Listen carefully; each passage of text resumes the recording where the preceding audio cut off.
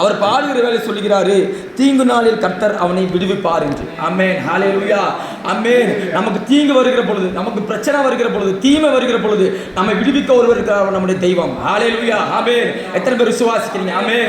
அவர் நேற்றும் இன்றும் என்று மாறா தெய்வம், அல்பா ஒமேகாவான தெய்வம், அவர் ஆதி மந்தமான தெய்வம், அவர் இன்றும் உயிரோடு கூட இருக்கிற தெய்வம். ஹல்லேலூயா.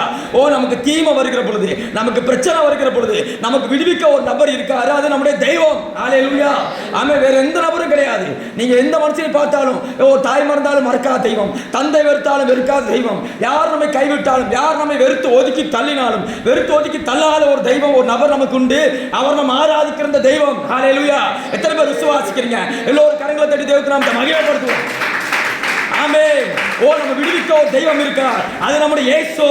ஆமென், ஹல்லேலூயா, ஆமென், ஆமென். அவர் அப்படியே சும்மா விடுகிற தெய்வம் கிடையாது.